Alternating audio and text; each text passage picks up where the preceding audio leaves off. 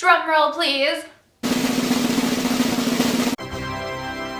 Happy New Year! So it is officially 2016. 2015 is now a distant memory. But before I'm ready to start my new year, I think it's about time that I tell you guys about my 2015 favorites. If you guys have never been to my channel before, my name is Joanna and this is All Styled Up 24, this little corner of the internet where I tell you guys about my life and some of the things that I've been doing. And in today's video, I'm going to be talking to you guys about my all-time favorite products of 2015 that I literally could not imagine existing without. So some of the categories in this year's favorites video are actually lacking a lot of products because I still have these same favorites as last year's video. So if you guys want to see my favorites of 2014, I'll be sure to link that video in the description bar down below. But otherwise, let's get started with my 2015 favorites.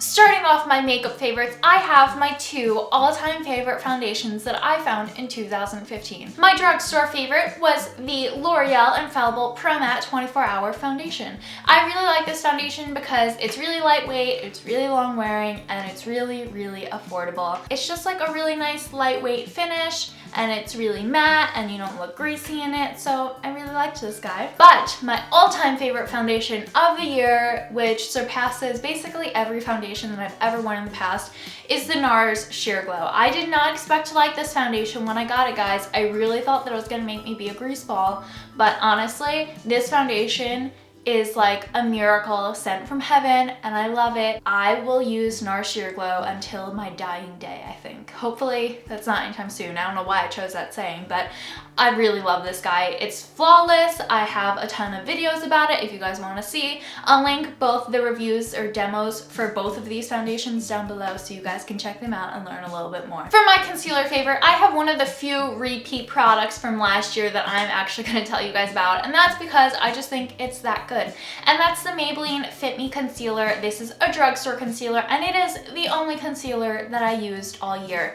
This formula is just super liquidy and creamy, but it doesn't move too much. It gives you just the right amount of coverage and you can use it for everything from brightening your under eyes to covering up a blemish to fixing discoloration, and I just really like this. 2015 was the year of the brows. Brows on fleek, brows on point, brows were everything and I definitely fell into that category. I love eyebrows and my obsession with them is not fading fast by any means. But my favorite product for eyebrows of 2015 was definitely the Anastasia Dip Brow Pomade. I love this pomade not only because it's the perfect color for my eyebrows, but also because you can achieve so many different effects with it. It's super long wearing. I'll wear it even to the pool or to the beach, and as long as you don't rub your eyebrows, it's not gonna budge at all. And I just think that it's a really flawless product that if you apply it the right way, can look really natural but still give you really bold eyebrows. Oddly enough, I didn't try out any new blushes in 2015, but I did find a bronzer that I really liked, and this was actually a bronzer that I got on recommendation from Essie Bun or Estee. Love that girl, by the way. She's one of my favorite YouTubers of 2015, but this bronzer was something that she talked about at the beginning of the year and I picked it up and I fell in love with it, and it is the Body Shop Honey Bronzer. It's a very matte bronzer that I can use to contour, and I got it in the medium shade. It's super versatile, super blendable, and it does not wear during the day in any kind of funky way. I've had a lot of bronzers in the past that I noticed get really patchy as I wear it, and that does not happen with this guy, so that is why he's my all-time favorite of 2015. I fell in love with everything matte this year. I wanted matte foundation, I wanted matte lips, and I wanted matte eyeshadows. So that is why in 2015 I fell in love with the Kat Von D Shade and Light eyeshadow palette. This palette has 12 shades in total and they're all matte and super wearable. I have worn this palette basically every day since I got it at the beginning of 2015. It is the only palette that I ever wear. I use it for everyday looks. I wear it for smoky eyes at night. I'll wear this basically until I hit pan on every shade because every section of the palette is completely wearable. I fell in love with a powder this year, and that was the Laura Mercier Secret Brightening Powder. This powder gives you the best effect of brightening that I have ever found in a product ever. It's not shimmery, it's not glittery, it just gives you this boost of light basically from within that I can only kind of describe as like getting a white cast in a photo, but in only the right ways. And that sounds so wrong, but it is so right. My mascara favorite was actually for a majority of the year the same mascara as last year, and that's the L'Oreal Butterfly Mascara. But by the end of the year, I really had this urge to try something new, and I felt like the mascara wasn't doing the same thing because I was getting used to it. So I decided to venture out into CoverGirl mascaras because I've heard a ton about them, and the word was true. So I tried out the Supersizer mascara from CoverGirl, and I really like this mascara. I just think, like, there are good days and bad days with this mascara, but I think on the good days, it is the best thing in the world. It lengthens my lashes, it makes them very volumized. The only thing that I haven't really ruled on this is whether or not it helps to curl my lashes, but overall, this guy is killer. By far, the biggest area of favorites that I have in 2015 was lip products. And the first one is gonna be no surprise to you guys, and that is the Bite Beauty Agave Lip Mask. I have this lip mask, I got it sometime during 2015, and I love this guy so much. It is the best lip moisturizer that I have ever found, and you guys know that I deal with really dry, cracked lips, and I will try any lip balm if anyone says anything good about it. So I heard a ton of great stuff about this, and guys, this stuff is amazing. It's not too greasy on your lips, but it lasts a really long time. It has the most amazing hydration effect ever, and I'll never give this guy up, I don't think, unless if I find something better, which I wouldn't mind, but it's pretty dang good. So like I said, matte products was my favorite for 2015, and my lips were definitely one of the focal areas where that was a big thing. So my favorite lip pencil of the year was from MAC, and it is the lip pencil in the color Dervish. This color got a lot of boasting because I think it was one of the Kylie Jenner lip colors, or it was one of the ones that you could use to get a Kylie Jenner lip kind of look. And guys, I really liked it because this color pink was basically the same color as my lips, but like a shade darker and a shade more kind of vibrant than my actual lips. So it gave me a really natural look that I could wear every day, or I could wear it out to dinner. It was super long lasting, and it just made my lips look so much fuller and so much more kind of pouty and Kylie Jenner-esque. Along those same lines, I also tried out the MAC Satin Lipstick in the shade Amorose, which is the amazing berry color that I have on my lips right now. I got this color during the summer, which I wasn't expecting to go for such a dark shade during the summer, but I saw someone during the summer with a dark lip, and I loved it, so I started wearing it, and then it transitioned perfectly into fall, and then perfectly into winter, and basically I've worn this every week since I got it. It has the perfect matte with just a little bit of like shine to it. It's super moisturizing, it doesn't dry my lips out, and I like this like faint stain that I get after I wear it. This is the Bite Cream Matte Lip Crayon in the shade Glacé or Glace. That's the only thing, is that I don't know how to pronounce this name, but it's another kind of matte, taupey, mauve-y color, and it had a really nice matte but creamy consistency. It has a really long wear time, and I just really liked the shade that this was in.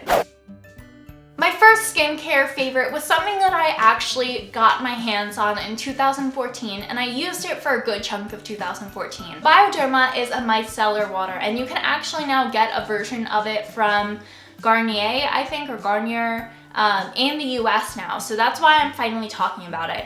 And it is basically the like all-in-one makeup remover. I love this stuff because it's really gentle on your skin. It doesn't leave you with any kind of heavy oily residue, and it takes off all your makeup really easily. It's just like my all-in-one product. I'll use it just to kind of cleanse my skin if I feel like I had like a mask on and it feels a little like goopy, or if I want to take off all my makeup for the day, and it's just really amazing. I don't know what else to say about that. I tried my first Lush mask this year, and I really, really liked it, and it was the Cup of Coffee face mask. Now this is technically a face and body mask. What this mask does basically is it gives you a boost of energy in your skin and your scent buds with all of that caffeine from the coffee grounds. Then it also really moisturizes your skin because it has that agave in that, and it has the coffee grounds in it, so when you go to wash it off, it actually exfoliates your skin as well. So this face mask basically was an all-in-one for me because it moisturized, it exfoliated, and it brightened my skin. In 2015, I was wearing a lot of fragrances, but I didn't try out too many new ones. But I did fall in love with Flower Bomb all over again. Flower Bomb was one of the first real perfumes that I got my hands on back when I was in high school. But then this year, I had this incredible insurgence to just keep wearing it, and I loved the smell of it when I was wearing it. Something about Flower Bomb just called out to me. This is technically a refiller bottle, by the way. You guys aren't crazy. This isn't like the actual bottle. One of the biggest changes that I saw in 2015 was actually my hair, because you guys know I had really long hair, and I had really long hair for a good chunk of my life. And this year, everyone was doing a long bob. I was feeling really bored with my hair, and so I cut it. And if you guys want to know about that process, you guys can go and watch the video that I posted back in March when I first chopped my hair off and learn all about it. But because of that, it started like this whole new thing with my hair where I had to relearn how I wanted to do it. I was trying out all new products, and so I have a couple of favorite things about my hair to show you guys. That being said, my shampoo and like my product favorite of last year are still my favorites, which is why I'm not going to talk about them now, but I do have some new things to talk about. My favorite hot tool for 2015 was the T3 Whirl Trio set. Now this one is the 1-inch barrel on here, but basically you can use this barrel, detach it, and reattach it. You can bring this, I think it has dual voltage settings in it that are automatic, has 5 heat settings. This just curls my hair really quickly, gives me really long lasting results, and it doesn't damage my hair too much, which was key. I actually have a favorite hairbrush of 2015, and that is my boar bristle brush. Now this was a very specific brand of boar bristle brush, but I think if you Google boar bristle brush, you'll be able to find this guy. And I got this because I wanted to learn how to blow out my hair, and I actually did it today. So if you guys like how my hair looks today, that's because I blew it out. So blow drying your hair with a hair dryer is something that takes a lot of skill and a lot of practice, but I did a lot of research and I found that there were 2 things very important to doing your hair in a blowout. And that was 1, your hair dryer, which I just found a new hair dryer, so I'll be talking to you guys about that soon. And then the next one is your brush, because your brush helps to hold your hair taut, it helps to make it really smooth, and for someone with really curly and frizzy hair like me, those key things are very important, and this brush did it all for me because it helps to hold my hair at the right kind of stress level, and it helps to smooth my hair, and it was the perfect size for my newly short hair. In 2015, texturizing sprays were all the rage, and for me, because I cut my hair short, I felt like I was losing some volume. I felt like I wasn't getting as much kind of grip in my hair as with my longer hair, and I wanted to try out some looks that required a texturizing spray, and I tried out a ton. But my favorite, bar none, is the Triple Sec 3-in-1 dry bar spray.